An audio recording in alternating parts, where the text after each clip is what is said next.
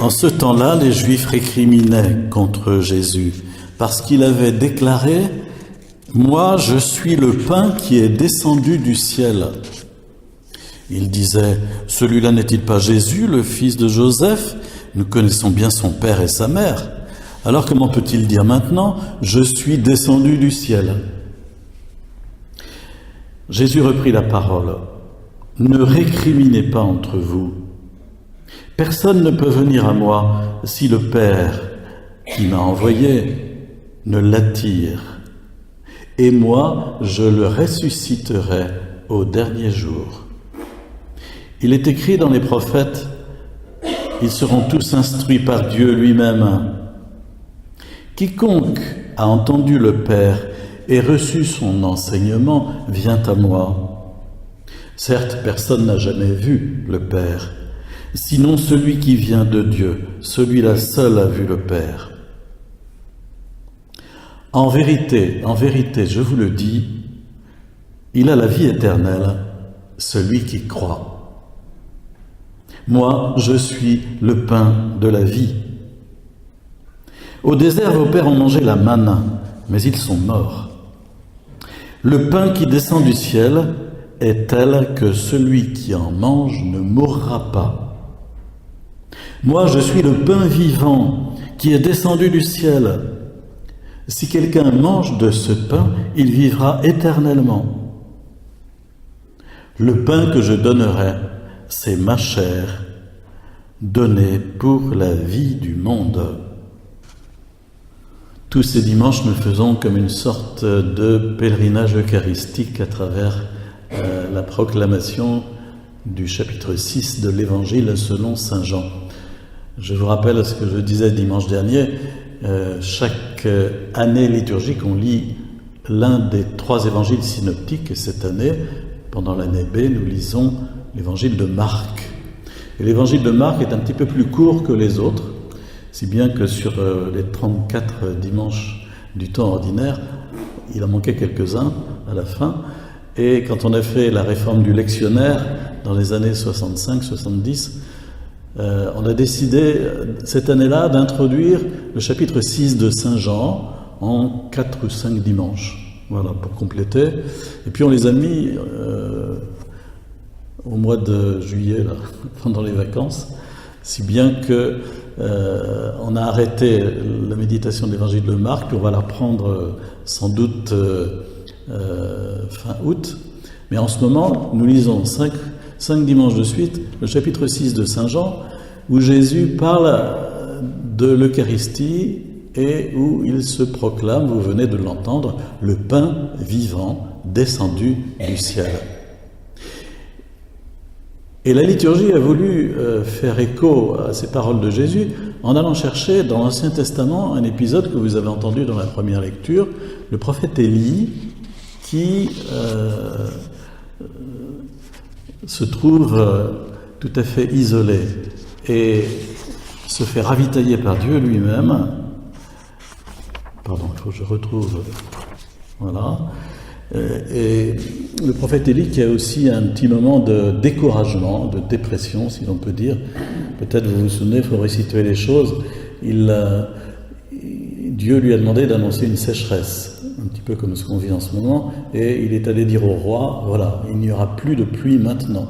Et ça a duré, on est au 9e siècle avant Jésus-Christ, ça a duré 2 années entières. C'est attesté dans les annales des historiens, et Flavius Joseph, un historien 1er siècle, contemporain de Jésus, en parle. Et puis, ayant annoncé cela, le prophète Élie s'est fait poursuivre par le roi. Il est allé se cacher à un endroit où il y avait un peu d'eau, puis l'eau s'est asséchée parce que c'était la sécheresse. Il est remonté au nord, et il a été hébergé chez une veuve, tout ça, c'est raconté dans l'Ancien Testament. Et puis à un moment, Dieu lui dit, voilà, tu vas aller dire au roi, à nouveau, il va pleuvoir. Donc il est allé dire cela au roi, mais il en a rajouté une couche personnellement en décidant de mettre au défi les prophètes de Baal, des religions païennes, avec ce fameux épisode au Mont Carmel où le feu du ciel est descendu sur le seul sacrifice d'Élie et pas sur celui des prêtres idolâtres. Et donc, Élie en a profité pour massacrer les 400 prophètes de Baal. C'est pas Dieu qui lui avait demandé ça. C'est une page sanglante de l'Ancien Testament et violente. C'est pas Dieu qui lui avait demandé ça. Il a pris l'initiative lui-même. Bon, voilà. Et puis, donc, il est obligé de fuir à nouveau.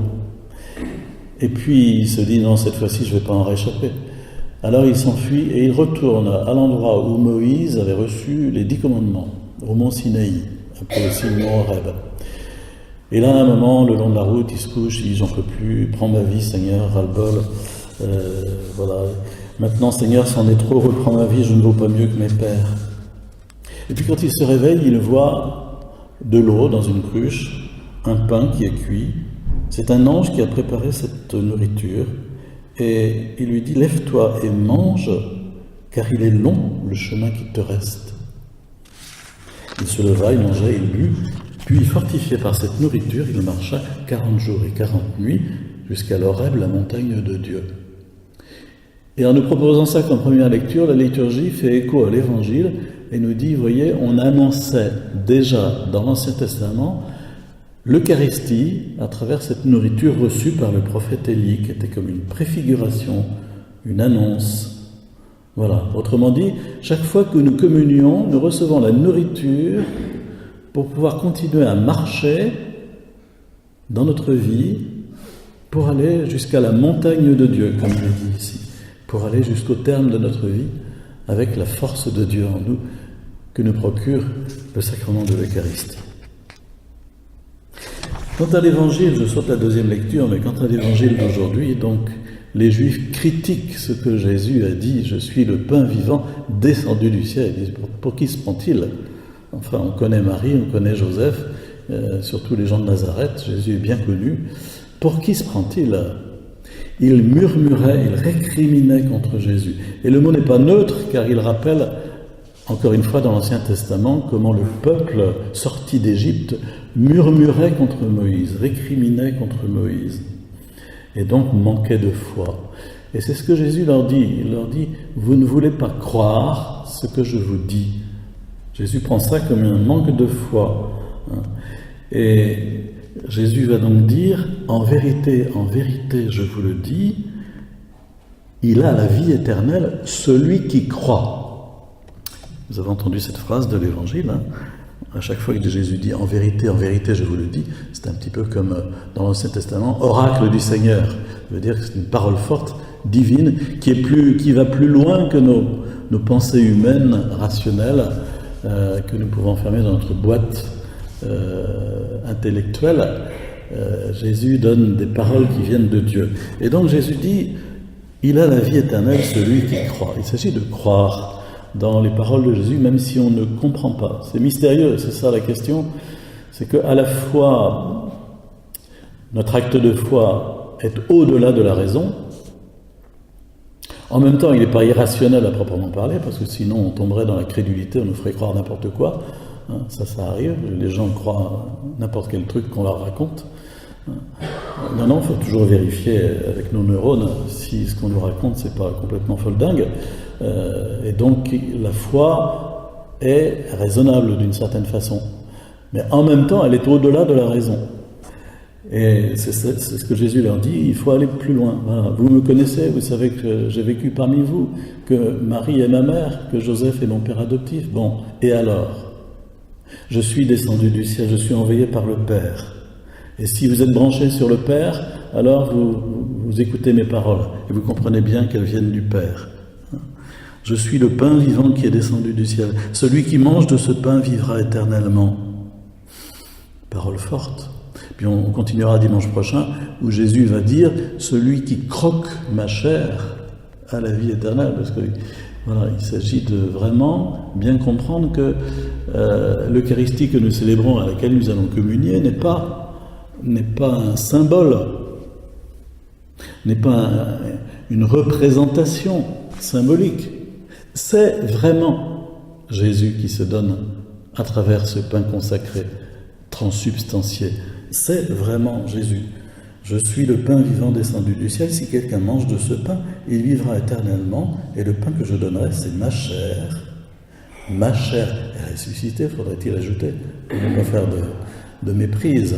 C'est ma chair ressuscitée, donnée pour la vie du monde. C'est comme si Jésus prenait ce pain que nous allons déposer sur l'autel et en faisait une extension, ça on comprend bien avec l'informatique, n'est-ce pas? On faisait une extension de son corps ressuscité pour dire ça c'est moi aussi et je vous le donne en nourriture. Mais ce n'est plus du pain à proprement parler, même s'il en a des apparences, c'est la présence même de Jésus.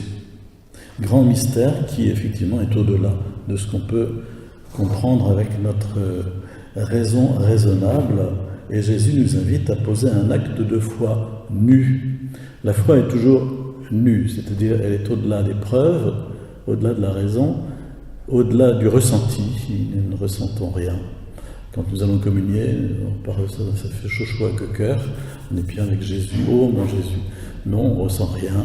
C'est par la foi que nous accueillons la présence divine de Jésus dans ce sacrement.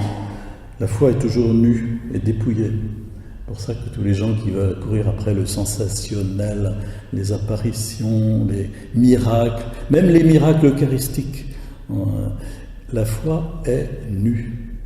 L'acte de foi, c'est de dire « Seigneur, je ne comprends pas, mais je crois en ta présence ». Et par cet acte de foi, alors nous établissons comme un contact avec Jésus que nous venons de recevoir et sa présence peut rayonner en nous. L'acte de foi, c'est un petit peu comme cette femme qui venait trouver Jésus par derrière en disant « Si seulement je touche son vêtement, je serai guéri ». Et ça a été le cas. Et Jésus lui a dit « Femme, qu'il te soit fait selon ta foi ». L'acte de foi touche Jésus et reçoit de Jésus le rayonnement de sa présence et de sa vie divine. Rendons grâce pour le don de ce sacrement qui est grand et qui nous est donné par le Seigneur pour notre route chaque jour.